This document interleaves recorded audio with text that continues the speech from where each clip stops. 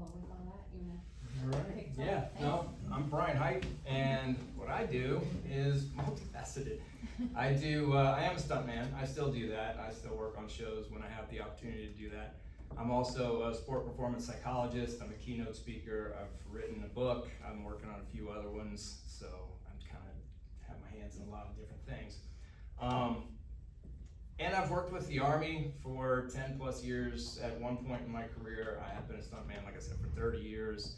And this whole pressure thing comes out of my experiences and just kind of thought about what is this pressure thing I hear so much about with my clients that I hear from and everything else. So I just want to share a little bit different approach on pressure than I've heard before.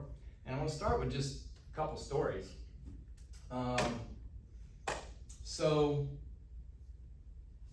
I was about 25 years ago, I was standing in the back of a U-Haul truck with another guy named Monty. And we're on the set of a TV show called VIP. It was a show Pamela Anderson starred in, it's a long time ago. And we're both standing there and we're waiting for the first AD over this radio that's taped to the side of the truck. We're waiting for the first AD to call action. And on action, the truck's gonna start driving. And at a certain point in the road, I'm gonna do a backflip out the back of the truck, like I'd been thrown out of the back of the truck, hit the ground and roll. And as I'm standing there in the back of this truck, my heart was, I'm getting all tense thinking about it. My heart was racing, my mind was racing, my breathing was really shallow. I don't want to say panic, it wasn't panic, but there was an incredible amount of pressure that I felt in that moment to do this thing right. And then action came over the radio, truck started moving, and my heart just dropped, but we were off and going. Cut to about a month ago, I'm in the back of the truck. This time it's an SUV, and a hatchback SUV. Got my hands tied. It's on a TV show called Righteous Gemstones. I'm in the back of the truck, and truck's gonna be driving, just like the other one's about 15 miles an hour. This truck's gonna be driving about 15 miles an hour down the road, and at a certain point in the road, we hit a bump, and on the bump, I pull this latch, the hatch goes up, and I dive out, hit the ground, and roll. So, in that situation, as I'm sitting there in the back of the truck, there was no pressure. I was just sitting there joking around. I had another stunt guy in the truck with me. His name was Kyle. We were joking around with the actor who was Michael Rooker. I don't know if anybody's familiar with him. He's done some stuff. We were joking around with him. He was driving the truck. And then over the radio, we heard action. And so I settled in, I grabbed the latch and started looking for the little flag that would tell me where the bump was. So the point is, in two almost identical situations, getting ready to drive a truck, dive out the back of it, I experienced intense pressure in one and basically no pressure in the other. And for me, that's not a new thing. As I started thinking about pressure, I realized there are a lot of situations throughout my career where I've not only heard that same story from others, but I've experienced it myself. And that's weird, because if there's such a thing as a pressure situation, one would think that diving out the back of a moving vehicle would qualify, right? I mean, that would just be a pressure situation, but it wasn't. Not in one case, but it was in the other. So the point of this talk today is really just to take you through my thought process and my journey of how I got to where I currently think about pressure, which is that it's an illusion, and that pressure situations don't exist.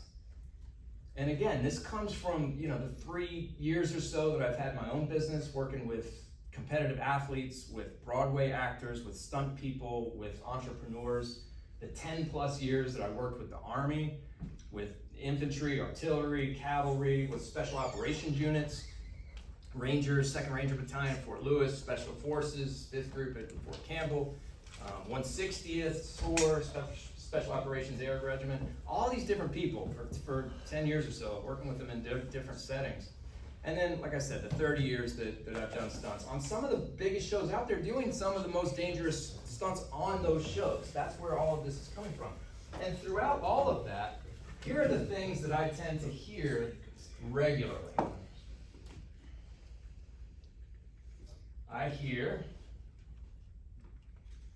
Pressure situations are inevitable. They're just going to happen. They're going to come up in life. I hear that we have to perform well under pressure, that's important. We got to figure out how to do that. We've got to perform well under pressure. If we don't do that, we're going to fail. And I hear from a lot of people that a certain amount of pressure is important for performance, and I need that if I got rid of pressure altogether, I would not do well. Those are the things that I hear. And so again, throughout this presentation, as we start talking through this, I mean, where I've come to is that all of those things are myths. They're not true. The pressure situations are not inevitable. We don't need to learn how to perform well under pressure, and it's certainly pressure not necessary for high performance. So that's where we're going to go now. And we're going to do it in kind of a Socratic method. So those of you who are comfortable with the Socratic style, you're gonna like it. But let's start here. So what is pressure? Some of it came up as you guys were talking about your mantra, but I just want to hear from you. If you were to define pressure, and again, we're talking about pressure in performance situations, how would you define it? What is it? What is pressure? It's a feeling that you need to. Like, how do I know if I'm experiencing pressure? You become anxious. Maybe your heart rate goes up. Okay. You feel nervous. Okay. So I'm feeling so pressure involves nervousness. Okay. What else? What is pressure? If you were to define pressure, Something where the stakes are high. Okay, so the stakes are high. What'd you say? The perceived high. Anyway. Yeah, the stakes are high. We believe that the stakes are high. Whatever's getting ready to happen, it's important, right? What else?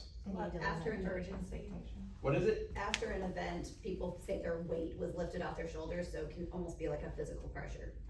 Okay, so weight. All right, so pressure during a situation, right. While in this what we want to call a pressure situation, we feel a weight, we feel a heaviness that's there. Okay. You need to live up to a certain expectation.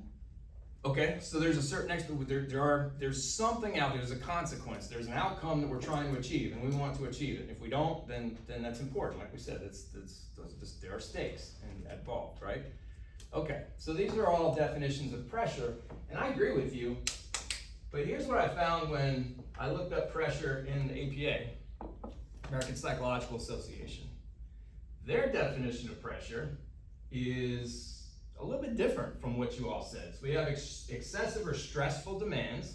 We're in a situation, the demands, we perceive them as being over what it is that we're capable of doing on an individual. And these demands, I don't want to use the red thing doesn't work on the TV. Imagined or real. Imagined or real, that's interesting. So we can experience pressure from things that don't even exist in the real world. We're just creating them in our minds that make individuals think, feel, or act in particular ways. And that's where I think that for me, in just my experience of pressure and performance environments, that's what really raised a red flag for me when I was reading this definition, because I think that pressure, like you were saying, that the stakes are high, the consequences matter. The perceived importance of what's getting ready to occur, if I do well or if I don't do well, matters. And this is more about, I'm feeling pressure to think a certain way or feel a certain, so I should feel guilty in this situation, but I don't. Like, I'm feeling pressure to act, to do something in this situation, but I don't really want to. That's a different kind of pressure, I think. I'm not saying it's not pressure. I think it's a different kind of pressure. For me, that's a pressure that's more along the lines of motivational pressure. Like, I don't really want to do something, but I'm being leaned on by high to do it. I'm being pressured by somebody. I'm being compelled to do a thing. Like, that's how I see that pressure. So for me, I just, that was the definition the APA had, and I didn't like it, so I changed it. I made my own definition. And my definition is a perceived sense of weight or consequence that emerges from an individual's focus on the implications of their actions and shaped by the interpretations of what's at stake. So it's exactly what you all were talking about. We're on the same page about what pressure is. It's about the outcome itself. It's about the thing that generates the pressure is this focus on the outcome and the importance of that outcome. So that's pressure as I conceptualize it, and it sounds like you all do too. You mind if I add something to that? Uh-huh. For me, pressure results from going in a direction that is not a direction that is comfortable, either by choice or by force. I mean, I can think of circumstances in my life where I felt pressure because I was forced or chose to go in a direction that was not the norm or not kind of my, I'm gonna use a science term, state of equilibrium. Mm-hmm. Yeah, I could wholeheartedly agree. And then the question would become, okay, well, where did that discomfort come from? What was generating that? And at least for me, because I agree with you, and I've been in those circumstances. For me, I'm not comfortable because I'm not really certain of the outcome. I'm not certain of my ability to achieve what I want to achieve, and achieving it matters because, again, what's at stake, my interpretation of it is that there's a lot of weight and consequence to it. It's important. So what made you feel pressured in the big truck? I'm getting there. Oh. You're overachieving. You're overachieving. I like that. I'm leading the witness, Your Honor. But we're getting there. We're getting there. I'll So sustain. we gotta get the definition straight first before we start talking about how we gotta deviate from it. So, all right. So here's a definition that I want to work with, and if you guys are comfortable with it, we can work with it too. But I want to point out a couple things in this. Number one, the weight consequence. Number two, it's the individual's focus. It's what we're paying attention to in that situation. And it's about the implications, the outcome, and my interpretation about what's important. So it's about where my attention is, my focus, and my perception of the situation. Is it important or not? What is the gravity of what's happening? Those are really the key things. My attention and my perception. So those are the things that really are at the heart of pressure. Pressure arises based on where we put our attention. So if my attention is on that outcome, on the consequence, if I'm thinking about what may go wrong in the situation, or even what may go right, that's where pressure is. So for example, here we are. So you asked about the first situation. I'm standing in the back of this truck, and I'm experiencing intense pressure. So a little bit of backstory on that one. The stunt coordinator on that show was a friend of mine. He's now a very, very good friend of mine, but he was just a friend back then. And he had hired me on other stuff, and he trusted me to do the stunt.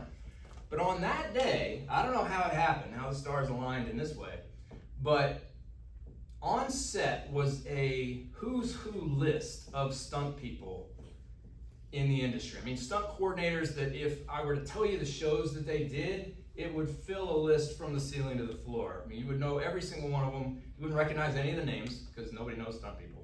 But you would know the shows that they did, and if I told you some of the gags they did, you'd go, oh, you did that in that movie? Oh. So this is who was there. And this, when the stunt coordinator said, okay, I want you to come out the back of the truck looking like you got thrown. Well, in my mind, here's some physics for you. We're driving this way at 15 miles an hour. I'm coming out the back of the truck this way at not 15 miles an hour. But because of special relativity, I'm thinking I'm standing still. So when I jump this way, it feels like I'm actually going that way, but I'm not. And when I hit the ground, I'm going that way. And I'm going that way in a hurry.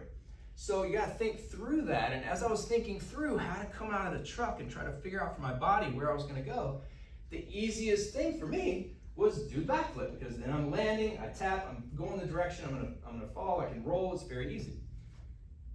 I told the stunt coordinator that, he looked at me for a while.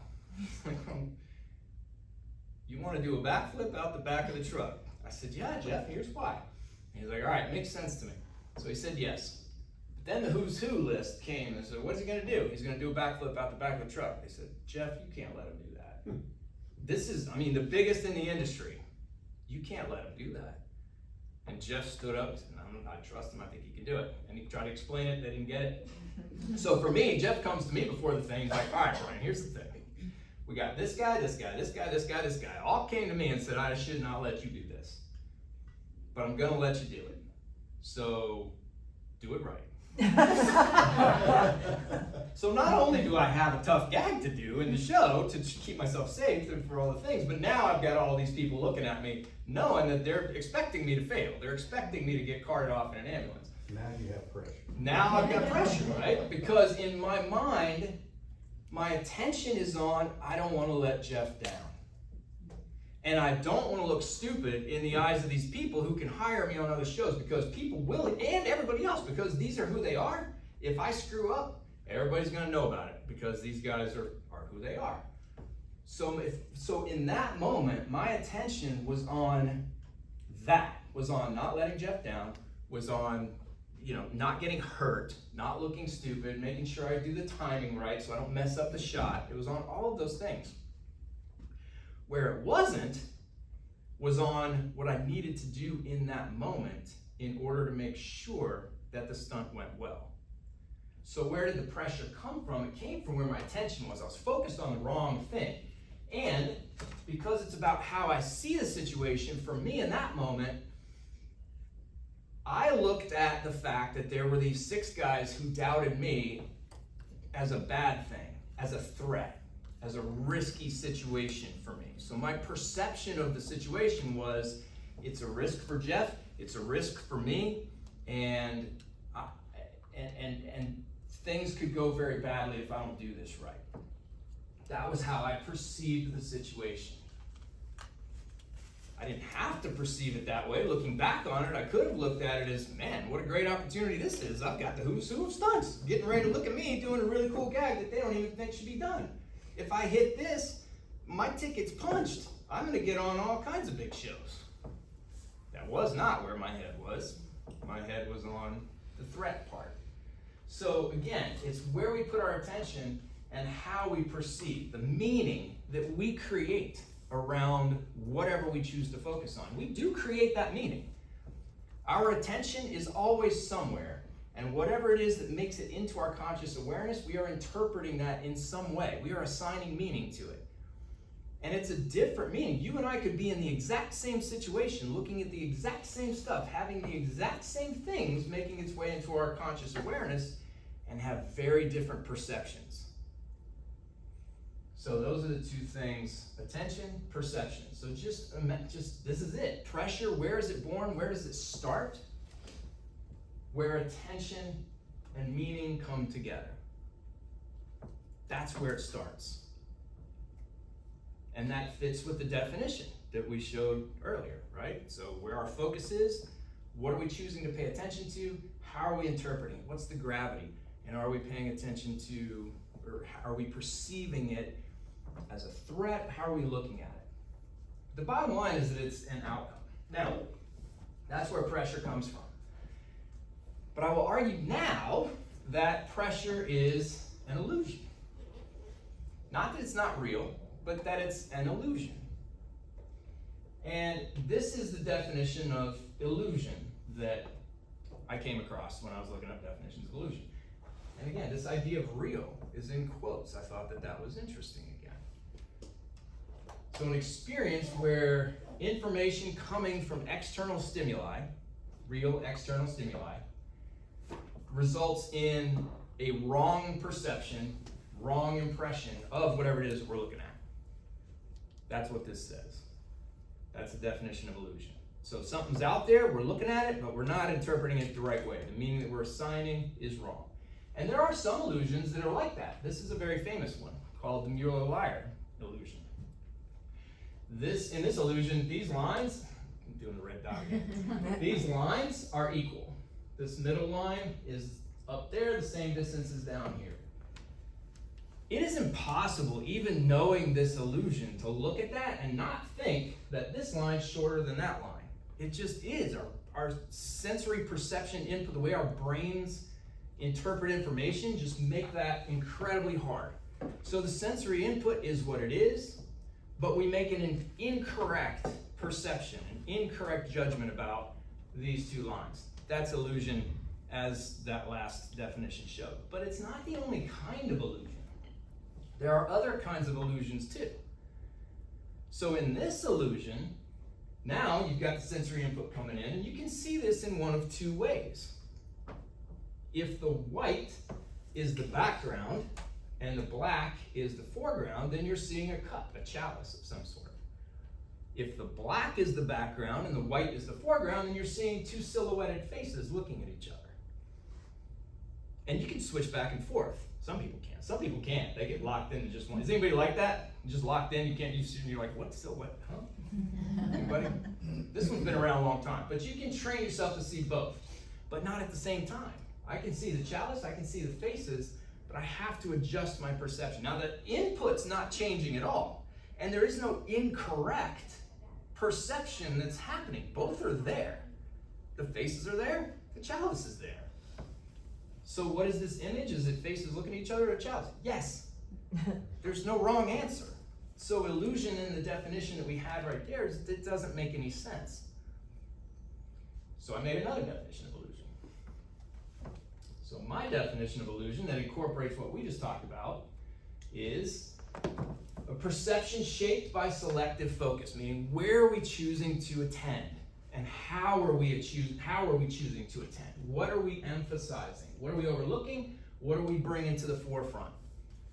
So where is our attention and how are we choosing to view it? And those two things, it's flexible. It can change. So an illusion is one of those things that can just, reality presents us with things and we can see it this way or we can see it that way, like the faces.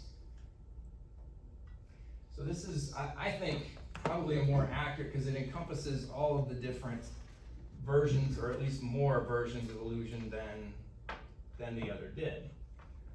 So now we have pressure, this perceived sense of weight. We believe that there's importance happening because of what we're paying attention to, the implications of what we're paying attention to. There's a lot at stake in our understanding. And then an illusion, well, again, it's perception based on where we're attending, and we're emphasizing or overlooking several things. So this is why I believe that pressure fits into that category of illusion, because pressure can be there or it cannot. It depends on, like we said before, where is my attention and how am I choosing to interpret that thing? That's going to determine whether I experience pressure or not. It's an illusion. So how do we use that information? How can we benefit from this new way of looking at pressure as not a given, but something that can come and go depending on how we look at things? In the psychological world, we got this thing called reframing. That's a technical term for just you looking at it this way and change it and look at it this way. You know, I got stuck in traffic this morning. It was a horrible thing. I got stuck in traffic this morning. Finished this audiobook that I just was looking at. Went from bad thing to good thing. Situation didn't change, just my outlook on it did. What I choose to focus on and how I interpret it, right? So that's reframing. So this is another illusion where it's kind of the same thing. You can see this as an old woman with a big nose right here, mouth right here, or as a young woman with some eyelashes there, a little nose right there, etc. How we see it depends on what we choose to focus on and the meaning that we assign to that information. The sensory input is not changing. The meaning that we assign, which picture we see, depends on how we choose to see it. And pressure is the exact same way. So, if we're in a situation and we perceive that situation to be a threat, if I do this stunt wrong, I'm gonna make the stunt coordinator look bad, I'm gonna get badmouthed by all these people, I'm gonna get blackballed from these big shows that these guys are doing. That's a threat. That's a way to look at it. Or, got all these guys looking at me, this is an opportunity for me to show what I can do. I'm a relatively new stunt guy. This could be my ticket to move myself up into the people who get called first for these shows. Not picking up the scraps from everybody else like where I was at that point in my career, right? Opportunity. So again, viewing situations as threats amplifies pressure. It makes pressure worse. If we're in a situation and we are focusing on the gravity of the consequences and we think about those consequences in terms of how they can hurt us, we will experience worse pressure than if we shifted that mindset to an opportunity mindset. So the outcomes of this thing could be good. If I engage in this activity, the goodness could come out of it too, but that doesn't eliminate pressure, because there's still pressure in, man, all these guys are watching me and this could make my career. I could pay my bills for the rest of my life. I don't have to worry about any of this anymore. That's a big thing too. That's a lot of pressure, but it's not a bad thing. It's not from a threat standpoint. That's great. It's like hitting the lottery, but it still creates a lot of pressure. So can we mitigate, can we lower pressure by focusing on the positives, the potential goodness of the situations, of the outcomes we may face? Yes. But we cannot eliminate pressure. The solution to eliminating pressure, and I believe that we should, and we'll get into why here in a minute, is being in the present moment. Being in the present moment. That's where pressure, like the whole key, is right now. And within that present moment, there is a thing that we need to pay attention to in any given moment to be successful. And that thing will change, it will shift, but there's always a thing. And it is never the outcome. It is never the end state. The end state is something we need to define. The end state is something we need to understand. But in order to get from where we are to where we want to go, we got to figure out the steps in between. And we're not going to get those by paying attention to the end state. That doesn't help us. That's where pressure lives. So we have to figure out how to be in this present moment right now.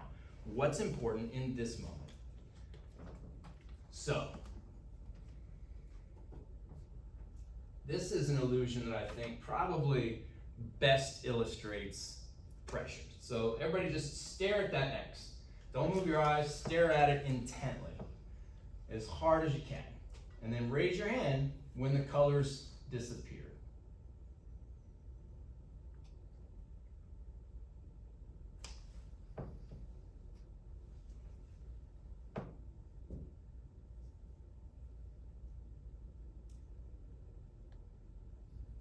For most of you, it happens pretty quickly. For other people, it takes a little bit of time. But at the end of the day, what I'm showing you is a screen full of colors. There are colors there. There's no doubt about it. We can all agree that there are colors there. But by focusing on a single point, on one place, within all of that, the now, the present moment, all of those colors disappear. And if we think about all of those colors as the different places our attention could be and the different perceptions that we could have around the outcomes and all the different things going on in our lives, that's where pressure is. How do we get rid of it? By focusing on that one thing, that right now, that present moment thing. Everything else goes away. And that's what was happening in the second time when I was in the back of the truck.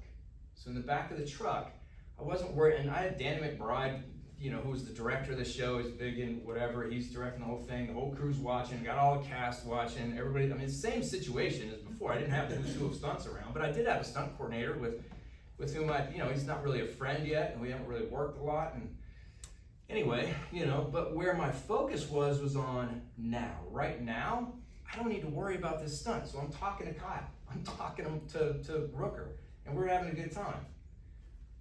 Action happens, my attention then shifts. What's important now? Well, now what's important is to get my body in the right position and get my hand on this thing, which was hard because the thing was bouncing. But that's the most important thing. Figure out how to get my hand in this position so that as I pull it, the thing goes up and I can dive out in the position that I need to be. And that's where my focus was. That's where my attention was. At no point in that process was I thinking about, what is Danny McBride going to think about me? Am I going to get hired by this stunt coordinator again? Am I going to get hurt if I come out of this thing wrong? None of that. It was just, what do I need to do in this moment, right now, to make this thing go well? That was it. And there was no pressure.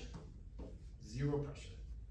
So I think that's why I say this illusion, I think for me, is probably the best example. It's not perfect, but the best example of pressure and the effects of the present moment that I can come up with. So pressure is an illusion that we create in our own minds. And so what are some strategies that we can use to eliminate it? Because again, I argue eliminating it is what we need to do. To perform well in a situation, we need to be focused on what is necessary to achieve success in that situation. And if we are focused on what is necessary to achieve success in that situation, we will not experience pressure. So we need to eliminate it. So how do we do that? One thing is mindfulness. And this is a term that's getting thrown around a lot lately and has been for a lot of years. Let me just tell you how I think about it. Mindfulness is the practice and the ability to be present. It is not about blocking out thoughts. It is not about changing thoughts. It's not about adopting certain thoughts. In this way, it differentiates itself from a lot of cognitive psychology techniques, which is, oh, if you don't like this, then change to that. Or, here are some keywords that you need to put your attention on these things. It differs from that. Mindfulness is broader than that. It just acknowledges that we are humans, that input is going to come in and it's going to go out. And thoughts are part of that. Thoughts are ephemeral. They change all the time. You can't stop it. They're going to come in, they're going to go out. You can't stop it. They always do. So mindfulness is just recognizing that. Where am I? Physically, mentally, emotionally, socially, relationships with others. Where am I currently? What is going on? And just really sitting in that present moment and being able to be there. So that's mindfulness, and it does take some training. Also, focusing on those immediate actions right now.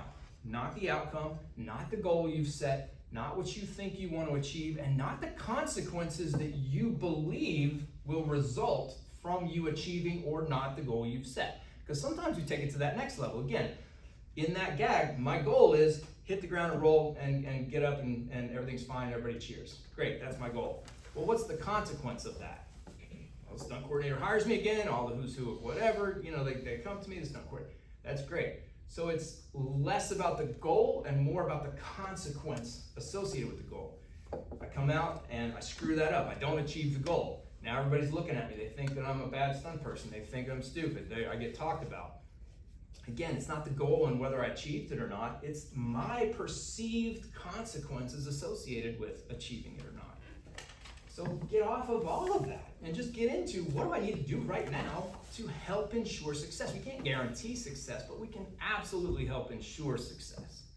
And that's by focusing on those immediate actions, and not just any immediate actions, but the ones we can control. Because in any given situation, there's a lot of stuff we can't do anything about.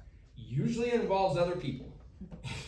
If there's something that I got to do that involves all of you, I can do my part, but I can't do anything about you. I just have to accept what is.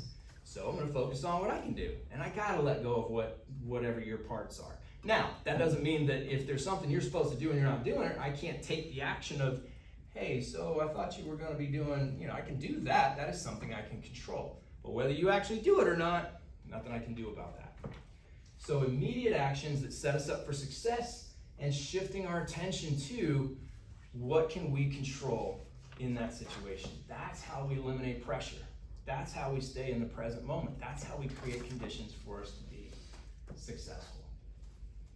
So the key takeaways of all of this are pressure is not inevitable. It's not. There's no reason to think that if you go into a certain situation that inevitably you will experience pressure. No reason to expect that at all.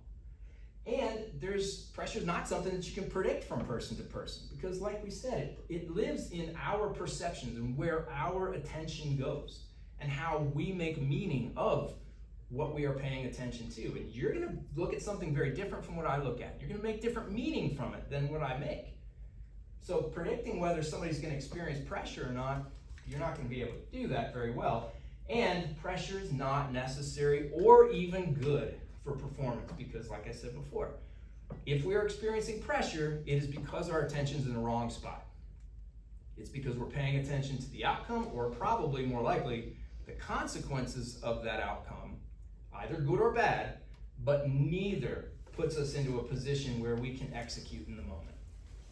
So we need to eliminate pressure in order to perform well. That's what we have to do, and the way to do it is to shift our attention and pay attention to how we perceive in this moment. And you asked for mantras around pressure. This one's mine. Pressure exists in the mind, not in the moment. That's where it is. And that's what I have for all of you. Oops.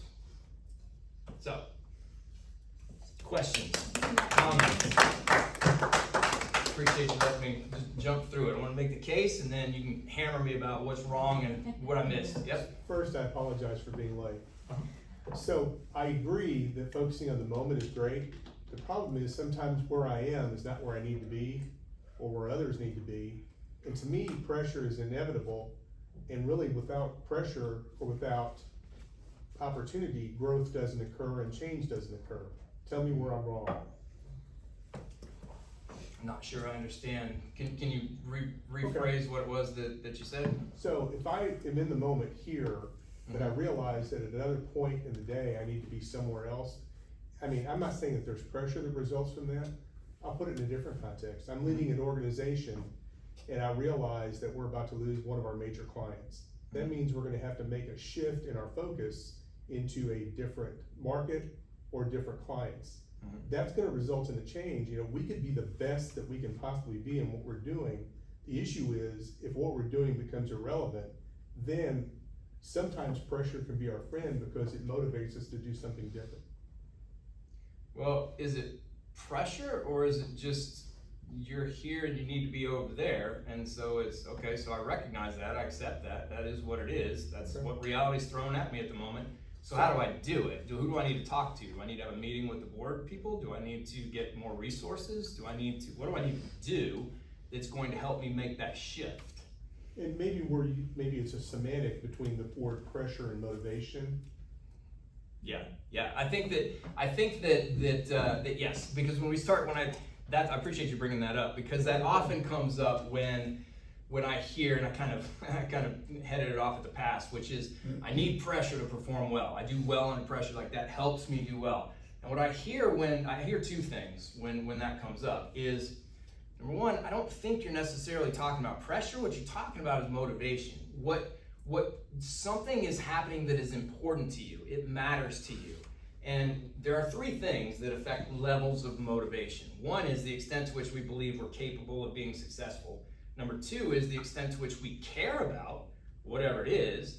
And the third is the extent to which the benefit outweighs the cost of whatever it is we're doing. So for motivation to be high, we have to care about it. It has to matter to us. And so when you say, yeah, this is really important, this really matters because we've got all these things. Yeah, that's a motivational thing. That's a drive thing. What I also hear, and this is more relevant, I guess, it's relevant for anybody really, is an energy activation thing.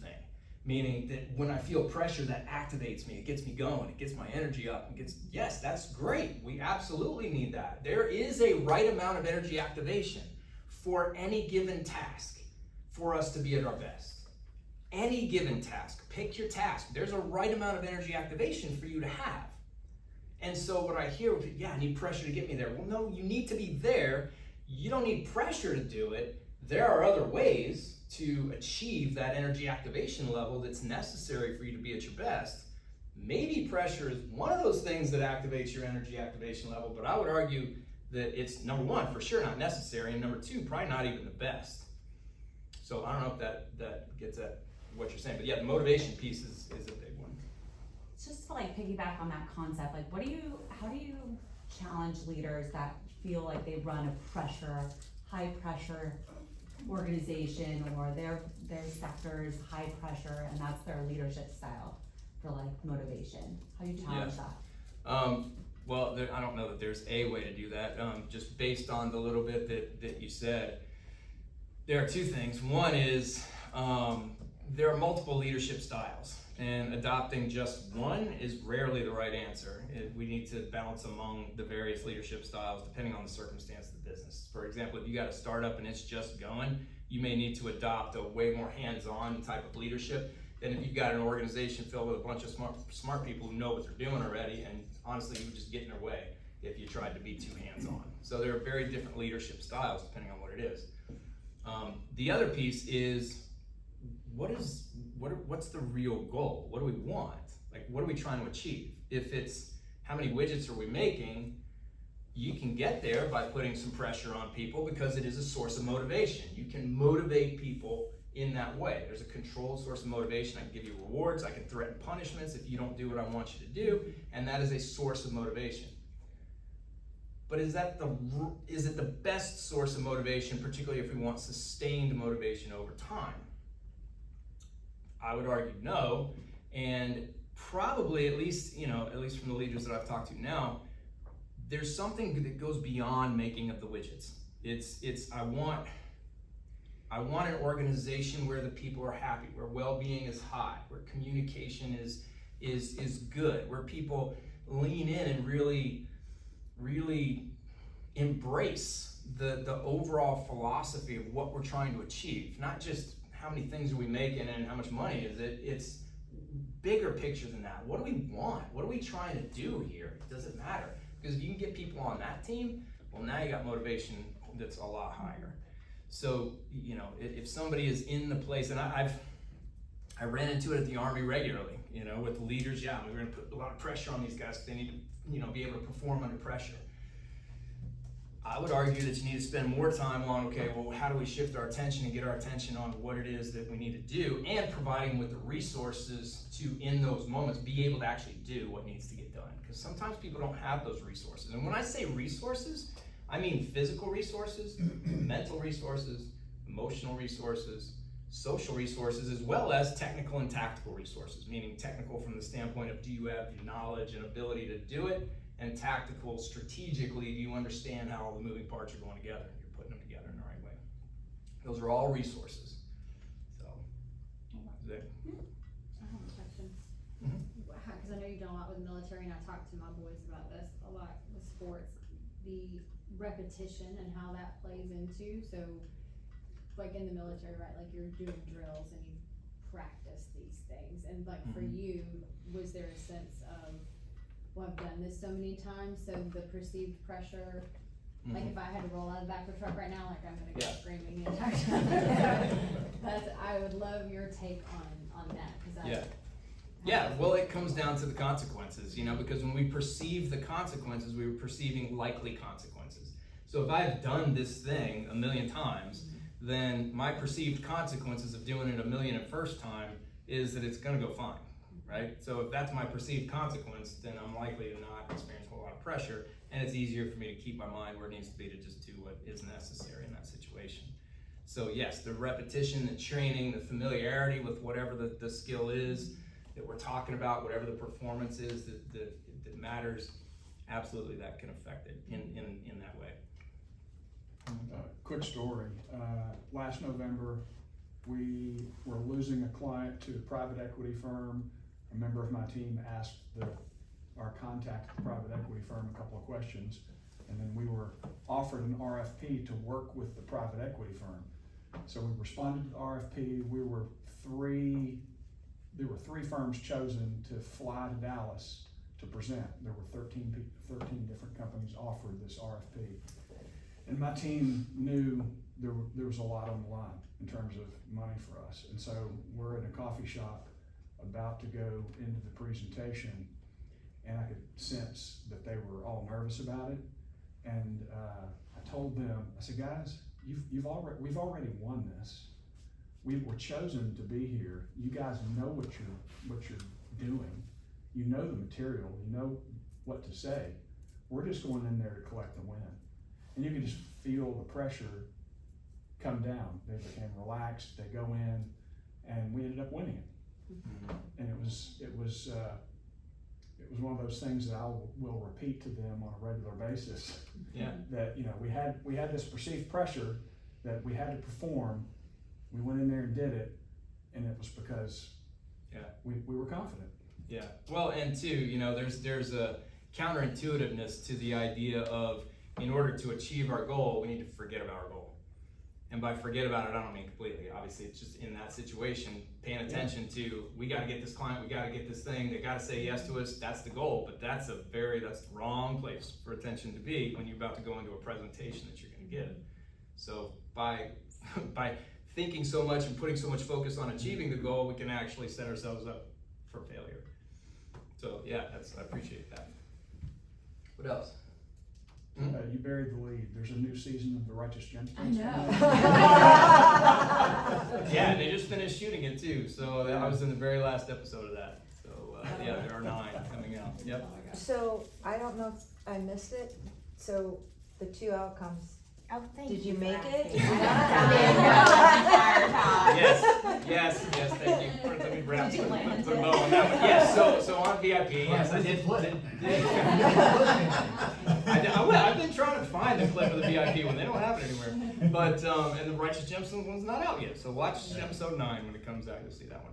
But yeah, no, it went fine. The VIP, when I did the backflip out, hit the ground and roll, there's a motorcycle that came whipping around and was following the truck. Now the other guy who came out, and I tell this story in a different context with clients, but he came out and he did not do it right.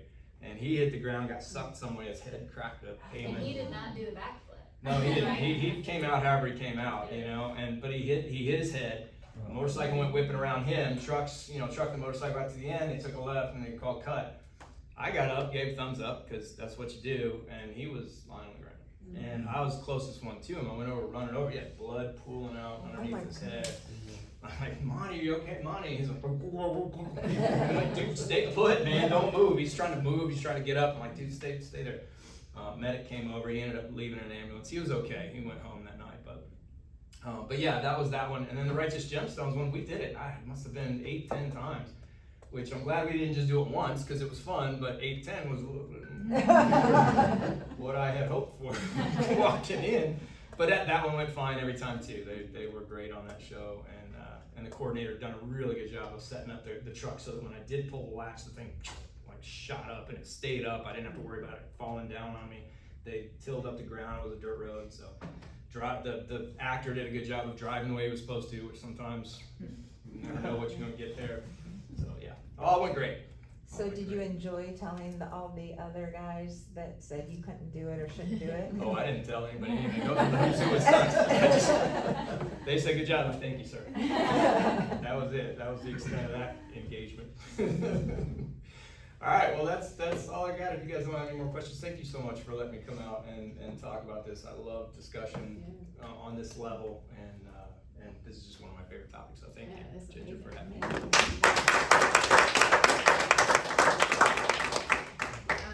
Thank you so much. This was really great. And I have one more question after. How'd you get into doing stuff?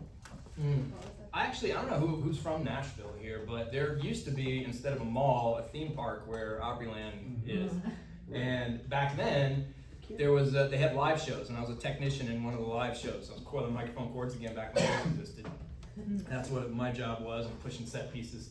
And my stage manager, the very first summer I did that, which was my summer after my senior year of high school, ended up being the company manager of the Batman stunt show at the Six Flags in New Jersey. And I was going to college at Rutgers. So he's like, well, come out and see the show. And I said, okay. So I did, and I was like, yeah, that right there, that's what I want to do.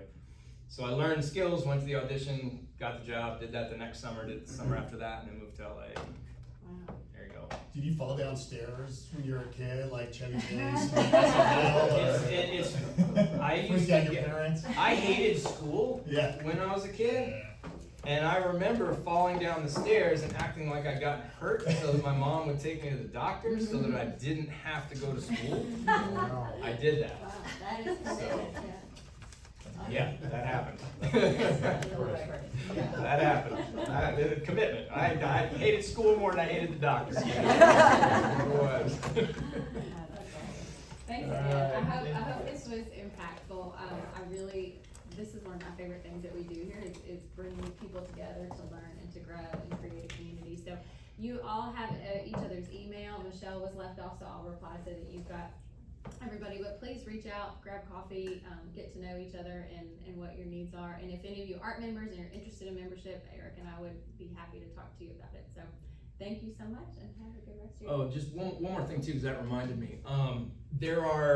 I've got a new website. It is now finally, as of this morning, I believe, up and going, but it's not doing what I want it to do. So my plan is to send you all an email, and just for being here for this, just as a thank you, there are some programs that I offer. I'll give you 35% off of those, and I'll give you, free books too. You can have 2 digital copies of both of my books. If you want hard copies, I got those down here that you can pick up on the way out as well, if that interests you. But I will send an email out with some of that stuff just because I appreciate you guys' time this morning.